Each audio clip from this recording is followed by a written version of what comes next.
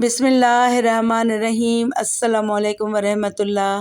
ناظرین گرامی، ایک مرتبہ حضرت علی رضی اللہ تعالیٰ عنہ کے پاس ایک شخص آیا اور عرض کی، یا امیر المومنین، میری بیوی کے پاس مال و دولت کی کوئی کمی نہیں، وہ پوشاک ریشم کی پہنتی ہے، یعنی کہ کپڑے، غلام بہت زیادہ ہیں اور کنیزیں بھی ہیں ان کا کام کرنے کے لیے، لیکن میری بیوی مجھ سے ناراض رہتی ہے اور کہتی ہے، تم نے مجھے کیا دیا ہے؟ یا امیر المومنین، میں کیا کروں؟ وہ کیا چاہتی ہے؟ مجھے کچھ سمجھ نہیں آتا۔ آپ نے فرمایا، ان عورتوں کی بھوک کے آگے ہیرے، موتی، جواہرات کم پڑ جاتے ہیں۔ ان عورتوں کی 5 قسم کی بھوک ہوتی ہے جو کبھی ختم نہیں ہوتی، ہر وقت بڑھتی رہتی ہے۔ آپ ان عورتوں کی اس بھوک کے بارے میں جان کر حیران بلکہ یقیناً پریشان ہوں گے، اس لیے یہ ویڈیو آپ سب بہن بھائیوں کے لیے بہت خاص ہے۔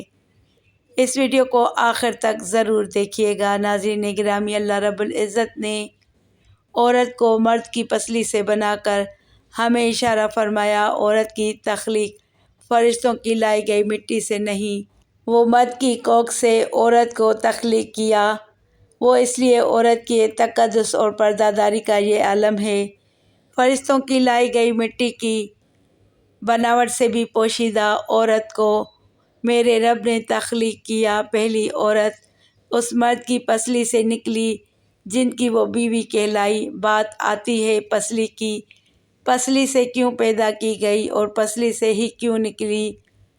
کیا عورت کو ٹیڑھا پن وہیں سے ملا؟ نہیں، یہاں بھی حکمت سے خالی بات نہیں تھی۔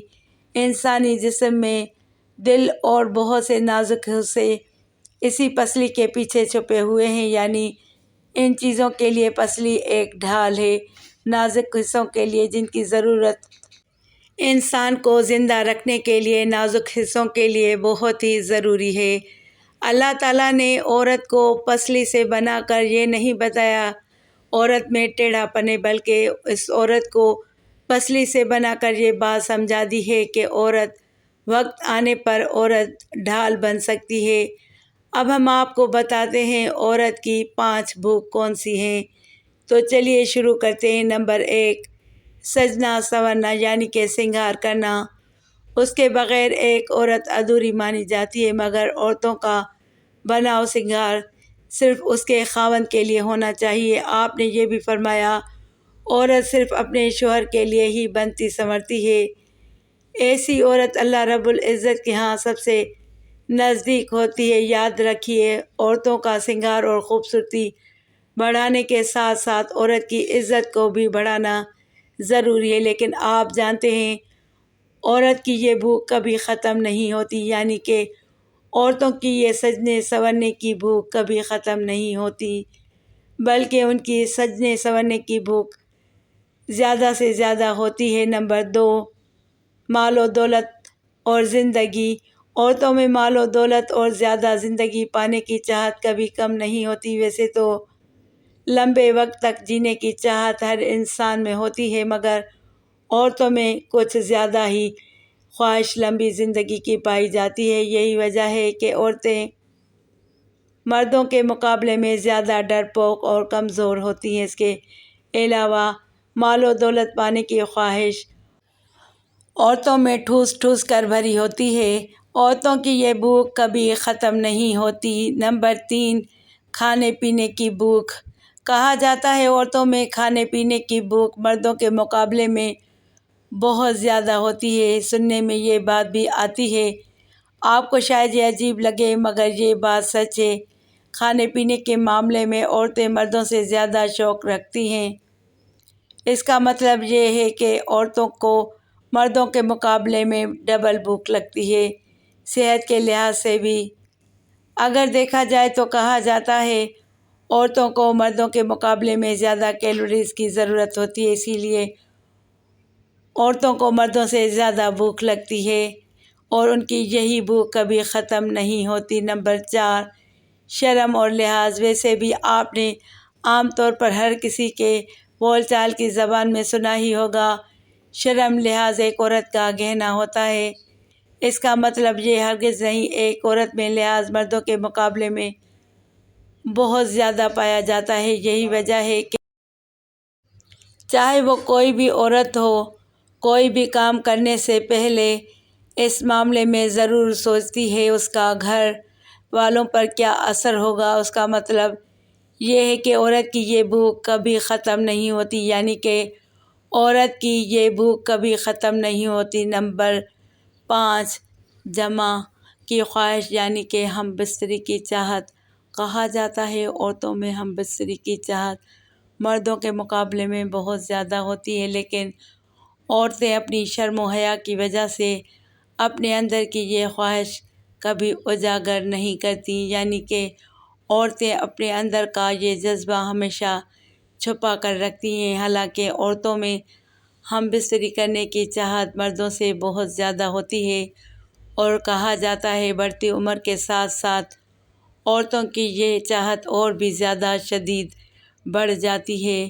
مطلب عورتوں کی یہ بھوک کبھی ختم نہیں ہوتی، ہم بستری کی چاہت کبھی ختم نہیں ہوگی۔ ناظرین گرامی، عورت کی یہ 5 قسم کی بھوک اور خاص کر عورتوں کی یہ 5 بھوک کبھی ختم نہیں ہوتی۔ ایک عورت ہمیشہ بھوکی رہتی ہے، چاہے اسے یہ چیزیں جتنی بھی دے دی جائیں، لیکن اس کی چاہت کبھی ختم نہیں ہوتی۔ حضرت فاطمہ الزہرا رضی اللہ تعالیٰ عنہا ہمارے پیارے نبی کریم صلی اللہ علیہ وآلہ وسلم کی دختر یعنی کہ پیاری بیٹی ہیں، اور حضرت علی کرم اللہ تعالیٰ وجہ الکریم کی بیوی ہیں، اور جنت کے نوجوان کے سردار امام حسن و حسین رضی اللہ تعالیٰ عنہم کی والدہ ماجدہ ہیں۔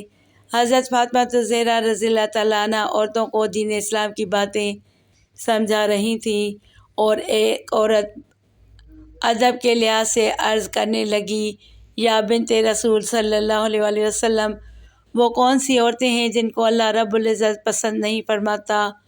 ان عورتوں کے گھر اللہ رب العزت کبھی بھی آباد نہیں کرتا۔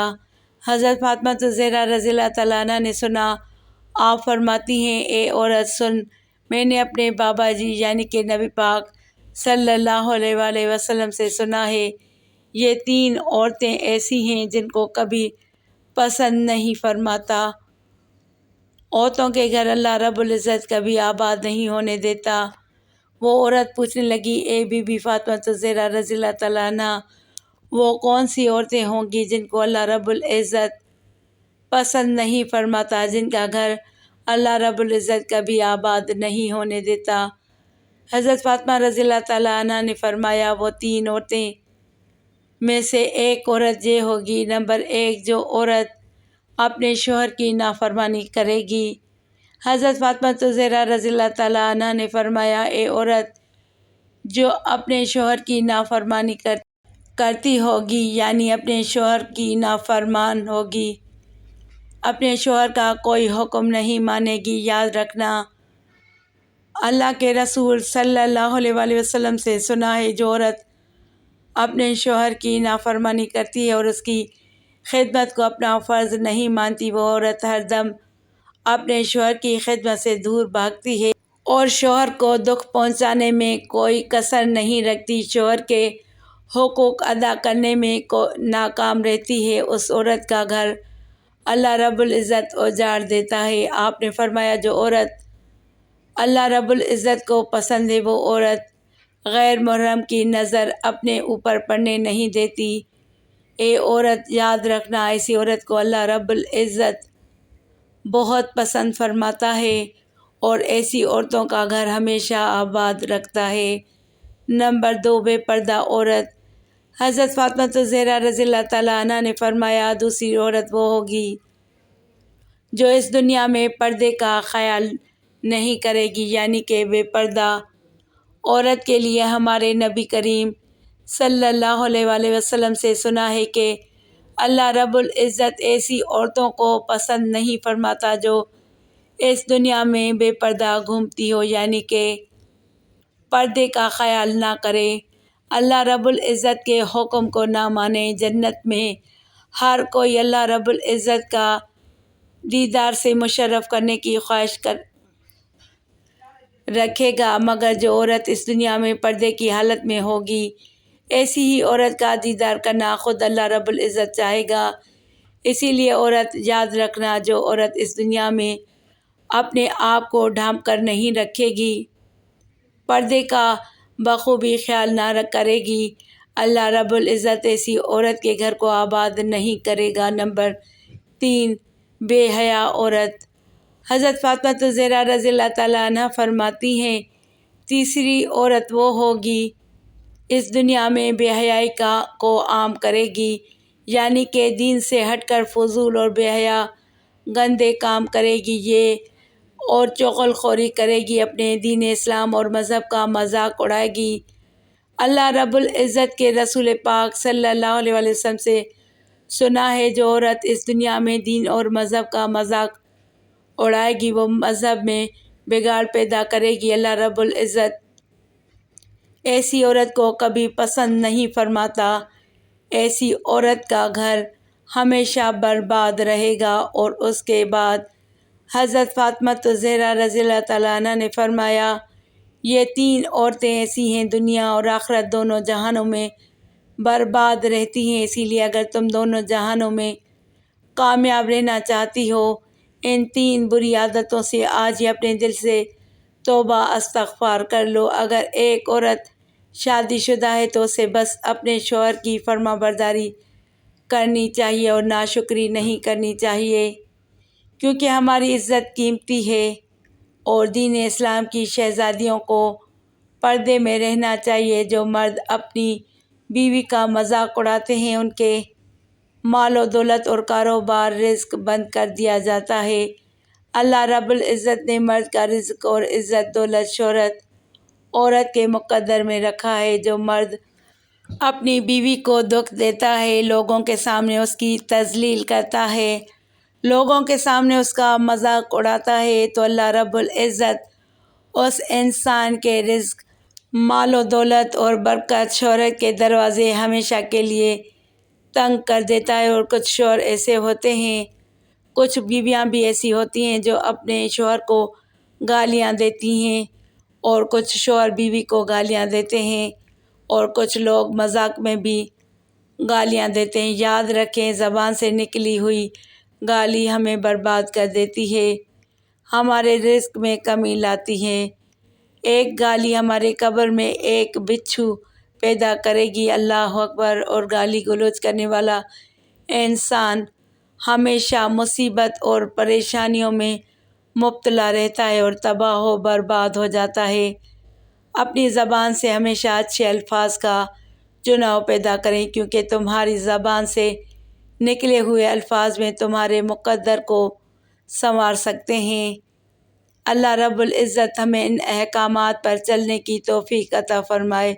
اللہ رب العزت ہم سب کا حامی و ناصر ہو، آمین۔